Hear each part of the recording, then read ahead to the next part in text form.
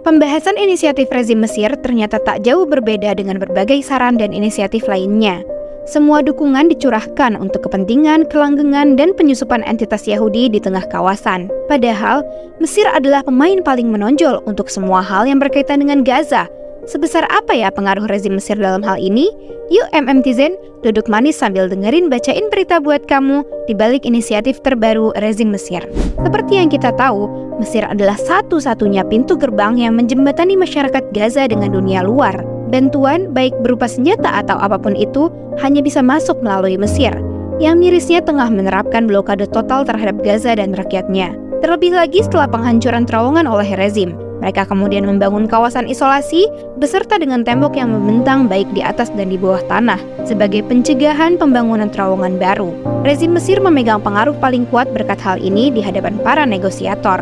Setelahnya, rezim Mesir mendesak masyarakat Gaza dengan menawarkan dokumen blokade yang nantinya akan diiringi dengan masuknya bantuan makanan, yang berarti mereka dipaksa untuk menerima keputusan atau mati kelaparan. Sedangkan di sisi lain, koordinasi rezim dengan orang-orang Yahudi nampak tidak terputus. Delegasi Keamanan Mesir dengan persetujuan Amerika telah mengajukan proposal terbaru dalam kunjungannya ke Israel yang mencakup 3 tahapan. Pertama, menghentikan seluruh persiapan entitas Yahudi untuk melakukan operasi militer di Rafah.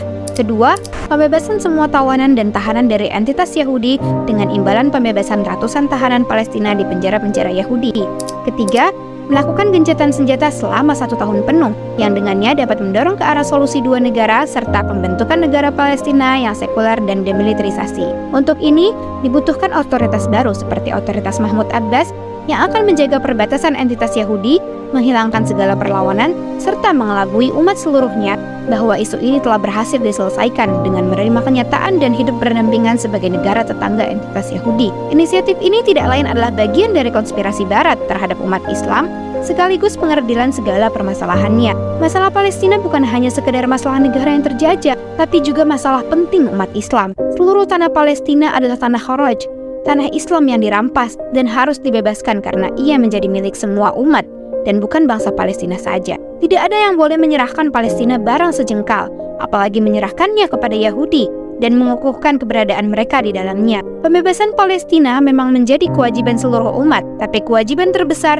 ada pada negara-negara yang mengelilingi Palestina, terutama Mesir yang paling berpotensi membebaskannya dengan militer terkuatnya. Penolakan seluruh inisiatif, kesepakatan berikut cabang-cabangnya, ditambah tuntutan penghapusan perbatasan dengan Palestina dan mobilisasi pasukan untuk membebaskan rakyat Palestina sudah menjadi kewajiban seluruh umat, khususnya rakyat Mesir. Solusi ini merupakan solusi dasar dan satu-satunya yang tidak mungkin dilakukan di bawah bayang-bayang rezim zalim yang justru melindungi dan mengukuhkan entitas itu sendiri. Karena itulah, pembebasan Palestina juga membutuhkan pembebasan Kairo dari rezim yang menjadi penghalang utama tentaranya untuk melakukan aksi nyata pembebasan negeri Islam.